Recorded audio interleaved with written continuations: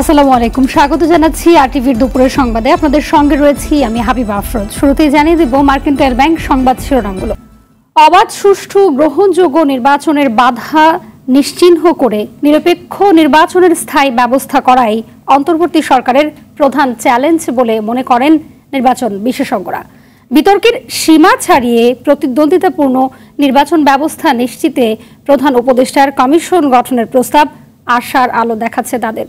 কমিশনের দায়িত্বপ্রাপ্তদের ওপর ভরসা রয়েছে বিশেষজ্ঞদের। মাদুর রহমান রুবেলের রিপোর্ট। তত্ত্বাবধায়ক সরকারের অধীনে সবশেষ নির্বাচন হয় 2008 সালে। আওয়ামী লীগ সরকার গঠনের পর দলীয় সরকারের অধীনে নির্বাচন করার অভিপ্রায় নিয়ে বাতিল করে তত্ত্বাবধায়ক সরকার প্রথা।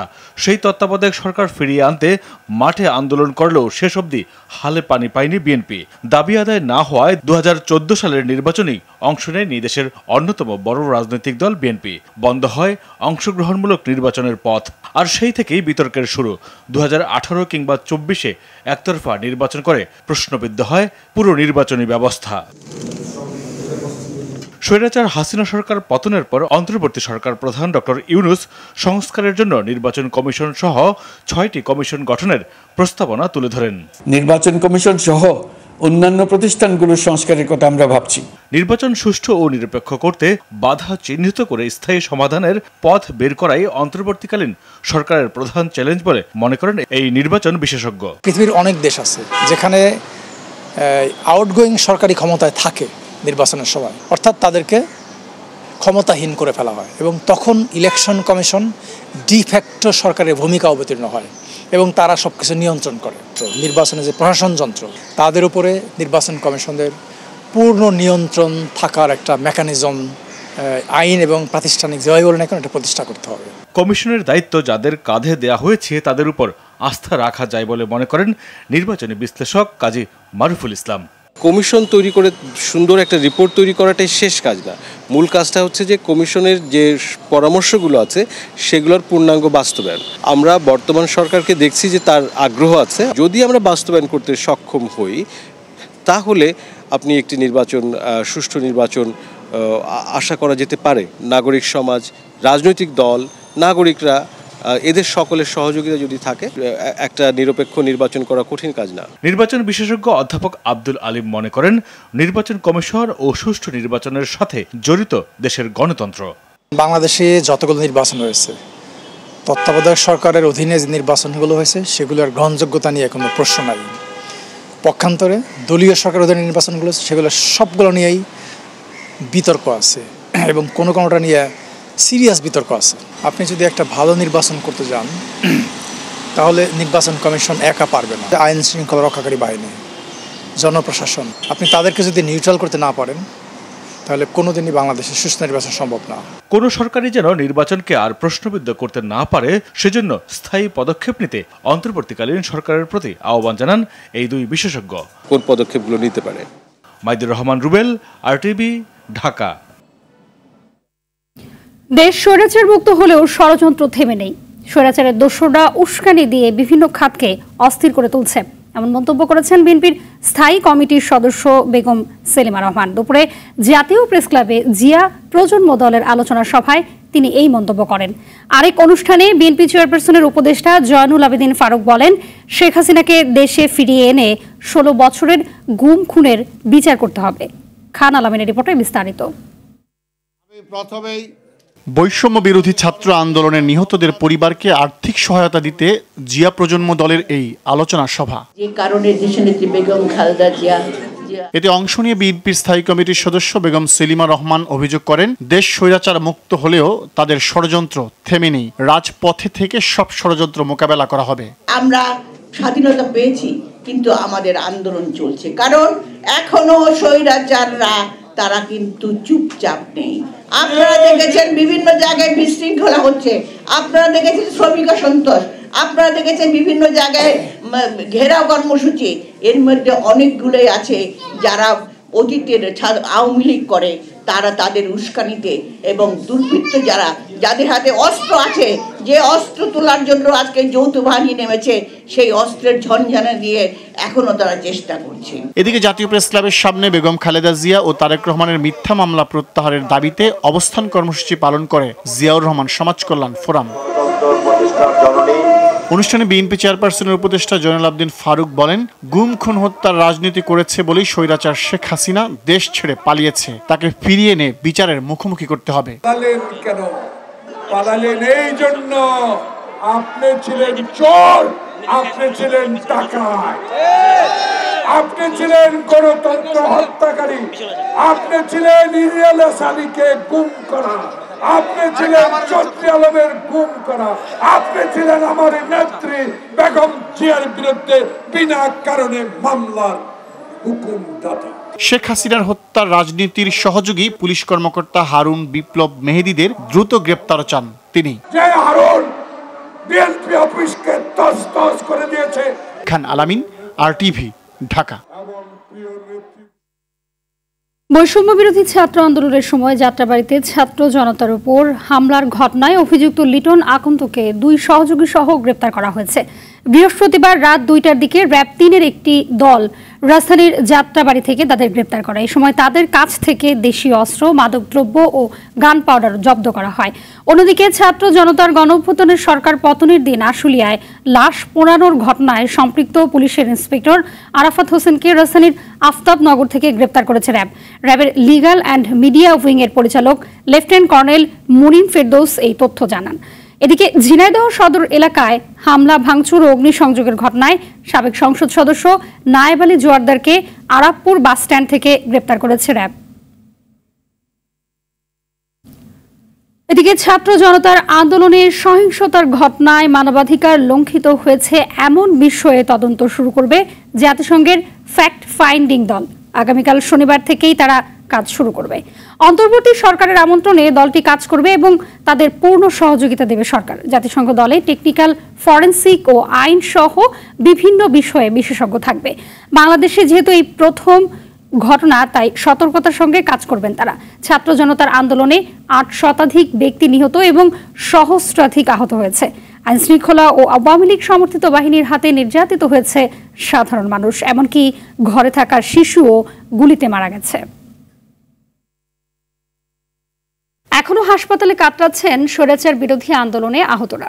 অনেকে হারিয়েছেন চোখ, অনেকে পা, কেউ আবার শরীরে বুলেট নিয়ে আছেন তীব্র যন্ত্রণায়, কেউ উন্নত চিকিৎসায় বিদেশে যেতে পড়েছেন প্রতিবন্ধকতায়।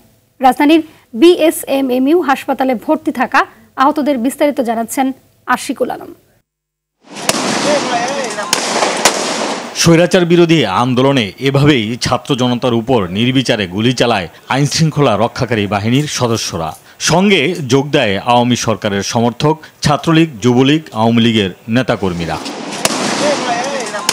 নির্বিচারে চালানো গুলিতে রাজধানীর BSMMU হাসপাতালের বিছানায় কাতরাচ্ছেন মোহাম্মদ রিয়েল। পেটে গুলিবিদ্ধ রিয়েলের উন্নত চিকিৎসায় থাইল্যান্ডের ভিসা হলেও আর্থিক জটিলতায় থমকে আছে চিকিৎসার বাকি পথ। কইছে বিদেশ লয়ে যাইব, বলছে 2-3 দিন, আজকে 1 সপ্তাহ হয়ে গেছে। ক্ষমতায় যে আছে সেই তার চিন্তা করে। যারা আমার মতো তারা কি করব, তারা আমার মতোই অচল থাকবো। রিয়েলের মতো হাসপাতালে আছেন আরও অনেকে, যাদের অঙ্গহানি হয়েছে। সেদিনের ভয়াবহ চিত্রের কথা তুলে ধরে উন্নত চিকিৎসার আকুতি জানান তারা। তো পায়ের চিকিৎসাটা যেন আমাকে সঠিকভাবে দেয়, আমি যেন আবার আগের মতো চলাফেরা করতে পারি। 2জন পুলিশ পিছন থেকে গুলি চালাইছে, আবার যখন পড়ে গেছি আবার উঠছি পড়ার থেকে, তখন গুলি করছে আর আবার পড়ে গেছিল। বৈষম্য বিরোধী ছাত্র আন্দোলনে দেশ জুড়ে ছড়া গুলিতে চোখ নষ্ট হয়েছে 401 জনের। এর মধ্যে 19 জনই 2 চোখেরই দৃষ্টি হারিয়েছেন। 1 চোখ নষ্ট হয়েছে 382 জনের। এখনো চোখ হারানোর আতঙ্কে অনেকে। 1 চোখে লাগছে আর ওই চোখে একটু ঝাপসা, ওই চোখে মানে কমে গেছে আর কি। আমার মতন অনেক ভাইয়েরই চোখ নাই, কেউ জাগাত মারা গেছে। যে ডান চোখ হারিয়েছে। আমার মাথায় এখনো 12টা গুলি আছে, দাঁতে আছে। হাসপাতালের উপপরিচালক ডাক্তার মোহাম্মদ আবু নাসের বলছেন, চিকিৎসার সব ধরনের ব্যবস্থা নিচ্ছেন তারা। আমরা অক্লান্তভাবে কাজ করে যাচ্ছি। ওদের চিকিৎসা, তারপরে ওষুধ, যত কিছু আছে আমরা বিনামূল্যে এখানে দিয়ে যাচ্ছি। আশিকুল আলম, RTV, ঢাকা। শেখ হাসিনা সরকার দেশের মানুষকে যাতায়াতের ক্ষেত্রে শান্তি ও স্বস্তি দিতে সম্পূর্ণ ব্যর্থ হয়েছে বলে দাবি করেছে যাত্রী কল্যাণ সমিতির মহাসচিব। মেগা প্রকল্পের যুগে মেগা লুটপাটের কারণেই সড়কে শৃঙ্খলা আসেনি বলেও দাবি তার। জাতীয় অধিকার দিবসে আয়োজিত আলোচনা সভায় এসব কথা বলেন তিনি। শাকিলা করিমের রিপোর্টে বিস্তারিত। জাতীয় অধিকার দিবসে জাতীয় প্রেস ক্লাবে এক আলোচনা সভায় উঠে আসে সড়কে নানা নৈরাজ্য ও বিশৃঙ্খলার কথা। এখনো আগের নিয়ম মেনে কিছু ক্ষেত্রে আগের তুলনায় সড়ক পরিস্থিতি আরও অবনতি হয়েছে বলে জানানো হয়। সড়কে প্রতি মুহূর্তে হত্যার আয়োজন চলছে জানিয়ে বক্তারা বলেন, বাসের ফিটনেসের পাশাপাশি সড়ক আইনের পরিবর্তন ও জনসচেতনতা এখন প্রয়োজন। পরিবহন সেক্টরে যে আওয়ামী সিন্ডিকেট তারা হয়তো চলে গেছে, ভেঙে গেছে, পালিয়ে গেছে, এখনো তাহলে যাত্রীদের কল্যাণে কাজ হচ্ছে না কেন? ভাড়া কেন কমছে না? নৈরাজ্য কেন কমছে না? এরা কোন সিন্ডিকেট? তাহলে এদেরকে এক্সপোজ করতে হবে। যদি সিঙ্গাপুর পারে 1 থেকে 0% আনতে, তাহলে আমরাও চাইলে যদি ফিটনেস ঠিক করি, লাইসেন্স ঠিক করি, ড্রাইভারদের তাদের মর্যাদা করি চাকরির জন্য, সড়কগুলো যদি আমরা ঠিক করি, সিগন্যাল যদি সবাই মানলি, এই দুর্ঘটনা কমিয়ে আনা এটা নিয়তি না, এটা আল্লাহর মাল আল্লাহ নিয়ে যাওয়ার ব্যাপার না। 2018 সালে নিরাপদ সড়কের দাবিতে ছাত্র আন্দোলন হলেও পরিবহন মালিকদের পক্ষে নতুন আইন করায় যাত্রীদের কল্যাণ হয়নি। তাই দ্রুত এই আইন পরিবর্তনের দাবি জানান যাত্রী কল্যাণ সমিতির মহাসচিব। বিগত স্বৈরাচার আওয়ামী লীগের প্রণীত সড়ক পরিবহন আইন সংস্কার করা অত্যন্ত জরুরি হয়ে পড়েছে। এই আইনে পরিবহন পরিচালনার সকল ক্ষেত্রে বৈষম্য দূর করে পরিবহন মালিক সমিতি, শ্রমিক ফেডারেশনের পাশাপাশি যাত্রী কল্যাণ সমিতির মতামত এবং অংশগ্রহণ নিশ্চিত করা জরুরি। তিনি বলেন, শেখ হাসিনার সময়ে সড়কে সবচেয়ে বেশি টাকা বরাদ্দ থাকলেও সবচেয়ে বেশি লুটপাট হয়েছে এ খাতেই। মানুষের সংকটকে পুঁজি করে গত 15 বছরের দেশের সড়ক যোগাযোগে অবকাঠামো উন্নয়নে নামে নেওয়া হয়েছে একের পর এক মেগা প্রকল্প। খরচ করা হয়েছে বেহিসেবি অর্থ। লুটপাটে ব্যস্ত ছিল তৎকালীন সরকার। নতুন সরকার আসলেও চাঁদাবাজি বন্ধ হয়নি, তাই সড়কে শৃঙ্খলা ফিরে আসেনি বলেও দাবি বক্তাদের। শাকিলা করিম, RTV, ঢাকা। ঘন ঘন লোডশেডিংয়ে বিপর্যস্ত হয়ে পড়েছে দিনাজপুরের হাকিমপুর উপজেলার জনজীবন। দিনরাত অধিকাংশ সময় বিদ্যুৎ না থাকায় কৃষি, শিক্ষা সহ ওষুধ সংরক্ষণ ব্যাহত হচ্ছে। এদিকে পাবনায় অত্যাধিক লোডশেডিং এর কারণে ব্যবসা ও শিল্প কারখানায় উৎপাদন বিঘ্নিত হচ্ছে। দিনাজপুরের হিলি থেকে আব্দুল আজিজ ও পাবনা থেকে আবুল কালাম আজাদের তথ্যচিত্রে সৈয়দা সামিয়া তামান্নার রিপোর্ট। দিনাজপুরের হাকিমপুর উপজেলায় প্রতিদিন গড়ে লোডশেডিং হচ্ছে 8 থেকে 10 ঘন্টা। এর সঙ্গে যোগ হয়েছে ভ্যাপসা গরম, দুয়ে মিলে অতিষ্ঠ স্থানীয়রা। কৃষি ও কাঁচা পণ্য সহ ওষুধ সংরক্ষণ ব্যাহত হচ্ছে, পাশাপাশি শিক্ষার্থীদের পড়ালেখায় পড়েছে বিরূপ প্রভাব। খুব ভালো না, লাজুক অবস্থা। 1 ঘন্টা থাকলে 100 ঘন্টা থাকে না। আমাদের ফ্রিজের সব মাল নষ্ট হয়ে যাচ্ছে, আমরা দোকানদারি করতে পারতেছি না। এই বাচ্চাকে বের হয়েছি রাস্তায়, খুব বাচ্চা কষ্ট পাচ্ছে, বাড়িতে থাকতে পারতেছে না। কাজকর্ম তো একদম হচ্ছে না, অনেক কাজ লেন হয়ে পড়ে আছে, মাল ডেলিভারি দিতে পারতেছে না, লেবার বিল দিতে পারতেছে না কারেন্টের জন্য। পড়াশোনা, খাওয়া দাওয়া, মানুষের ঝামেলা হচ্ছে, অনেক কিছু হচ্ছে, ক্লাস পড়া হচ্ছে, কমপ্লিট করতে পারতেছি না। বড়পুকুরিয়া তাপবিদ্যুৎ কেন্দ্রটি চালু হলে এই সমস্যার সমাধান হবে বলে জানালেন বিদ্যুৎ বিভাগের এই কর্মকর্তা। বড়পুকুরিয়া এখানে যে 3টা জেনারেশন 3টাই বসে গেছে, এটা চালু হইলে আমরা একটু ভালো পাবো। এদিকে পাবনায় প্রতিদিন 120 মেগাওয়াট চাহিদার বিপরীতে সরবরাহ করা হচ্ছে মাত্র 81 মেগাওয়াট। বিদ্যুতের ব্যাপক ঘাটতি থাকায় গরমে অতিষ্ঠ হয়ে উঠেছে সাধারণ মানুষ। লাগামহীন লোডশেডিংয়ে জেলায় শিল্প প্রতিষ্ঠানে উৎপাদন ব্যাহত হচ্ছে। 8 থেকে 9 ঘন্টা কারেন্ট পাই, আর বাদ বাকি সময় খাওয়ার পর লেখাপড়া, চলাফেরা আমাদের গ্রামের মানুষের সবচাইতে বেশি কষ্ট হয়েছে। মানুষ অসুস্থ হয়ে যাচ্ছে, চরম ভোগান্তিতে আছে মানুষ। আমরা তো কোনো কাজ করতে পারতেছি না, কারেন্টের জন্য আমরা চরম বিপদে আছি। এই সমস্যা থেকে উত্তরণে দ্রুত ব্যবস্থা নেওয়ার দাবি জানালেন ভুক্তভোগীরা। এই কারেন্টটা নিয়ে আপনারা একটু দেখেন, আমরা খুব কষ্টে আছি। বিদ্যুতের ব্যাপারে জোর প্রচেষ্টা চালান, যাতে করে জনগণ এবং ব্যবসায়িকরা হয়রানি না হয়, দোকান যেন ভালোভাবে চলে। অর্থনীতির চাকা সচল রাখতে বিদ্যুতের ঘাটতি পূরণ করা সময়ের দাবি বলে মনে করেন সংশ্লিষ্টরা। সৈয়দা সামিয়া তামান্না, RTV। এদিকে 3 দিন বন্ধ থাকার পর দিনাজপুরের বড়পুকুরিয়া কয়লা ভিত্তিক তাপবিদ্যুৎ কেন্দ্রে একটি ইউনিটে উৎপাদন শুরু হয়েছে। বৃহস্পতিবার রাত 9টার দিকে 125 মেগাওয়াট ক্ষমতা সম্পন্ন 1 নম্বর ইউনিটটি 800 থেকে 900 মেট্রিক টন কয়লা দিয়ে চালু করা হয়। এতে উৎপাদিত বিদ্যুৎ যুক্ত হচ্ছে জাতীয় গ্রিডে। বিদ্যুৎ কেন্দ্রের প্রকৌশলী আবু বকর সিদ্দিক জানান, 125 মেগাওয়াট ক্ষমতা সম্পন্ন 1 নম্বর ইউনিট চালুর পর সেখান থেকে 60 থেকে 65 মেগাওয়াট বিদ্যুৎ জাতীয় গ্রিডে যুক্ত হচ্ছে। এর আগে গেল 9 আগস্ট অয়েল পাম্পের যন্ত্রাংশ নষ্ট হয়ে গেলে সবশেষ তৃতীয় ইউনিটের বিদ্যুৎ উৎপাদন বন্ধ হয়ে যায়। আর আগে থেকেই 2টি ইউনিট বন্ধ ছিল। এদিকে তীব্র গরমের মধ্যে সারা দেশে লোডশেডিংয়ে জনজীবনে দুর্ভোগ নেমে এসেছে। এতে কমে গেছে কলকারখানার উৎপাদন।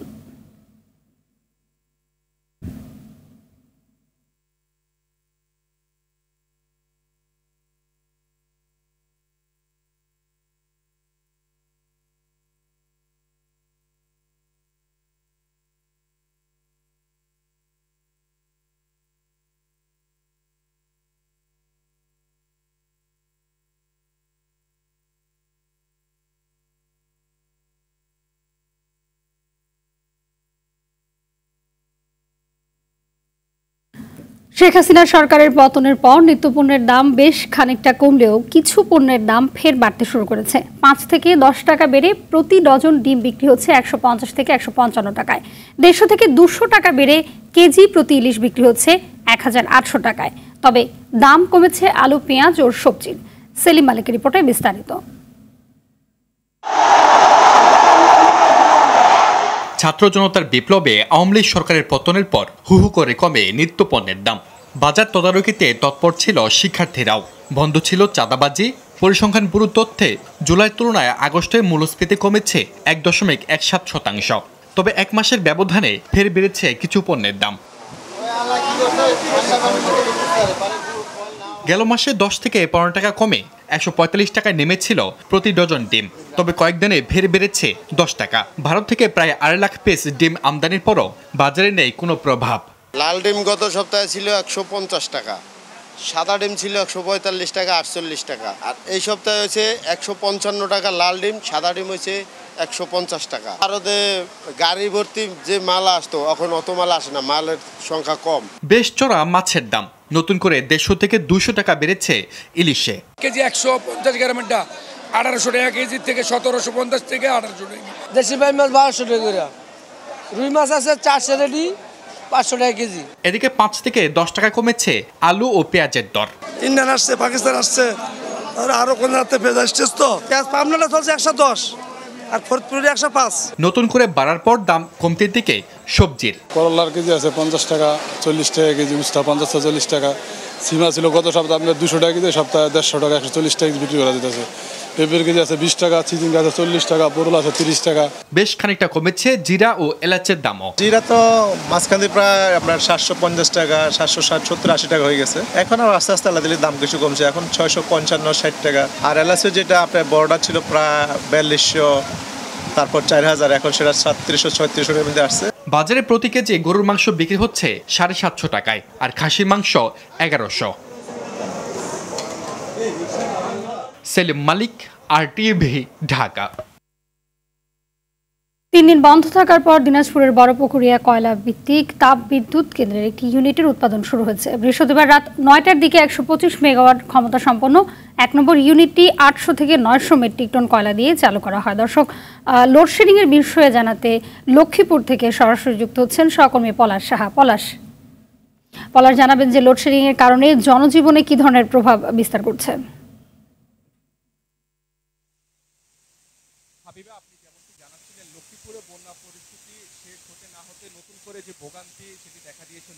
জনজীবন সেটি বিপর্যস্ত হয়ে পড়েছে। সবচেয়ে বেশি বিপাকে রয়েছে এখানকার যে শিশু এবং বয়োবৃদ্ধ যারা রয়েছেন তারা। এছাড়াও এই ঘন ঘন বিদ্যুৎ চলে যাওয়ায় এখানকার কৃষকদের যে সেচ ব্যবস্থা, সেই সেচের যে কার্যক্রম সেটিও ব্যাহত হচ্ছে। এছাড়া লক্ষ্মীপুরের যে বিচিক শিল্পনগর রয়েছে, সেই বিচিক শিল্পনগরে যে কলকারখানা রয়েছে, বিদ্যুৎ না থাকায় সেগুলোর উৎপাদন কমে গেছে। এতে করে এখানকার যে উদ্যোক্তা যারা রয়েছেন সেই উদ্যোক্তারা কিন্তু ক্ষতির মুখে পড়েছেন এবং এই কয়েক দিনের চাইতে রাতে যে 15 থেকে 16 ঘন্টা যে লোডশেডিং হয়, সেই লোডশেডিং হওয়ার কারণে এখানকার শিক্ষার্থী যারা রয়েছেন তাদের যে পড়াশোনা সেখানে বিঘ্ন ঘটছে। এবং গত কয়েকদিনের ব্যবসা গরমে এবং এর সাথে লোডশেডিং যুক্ত হয়, এখানকার যে বাসিন্দা যারা রয়েছেন তারাও রাতে ঠিকমতো ঘুমোতে পারছেন না। সবচেয়ে বেশি ভোগান্তিতে রয়েছেন এখানকার সদর হাসপাতাল সহ জেলা এবং উপজেলার যে ক্লিনিকগুলো রয়েছে, সেখানে যে রোগীরা ভর্তি রয়েছেন এই গরমে তারা সবচেয়ে বেশি যে ভোগান্তি, সে ভোগান্তিতে রয়েছে। এবং ঘন ঘন বিদ্যুৎ আসা যাওয়া করায় অনেকের বাসায় যে বৈদ্যুতিক যে জিনিসপত্র রয়েছে সেগুলো কিন্তু নষ্ট হয়ে যাচ্ছে। এবং শহর থেকে গ্রামে এই যে লোডশেডিং ছড়িয়ে পড়ায়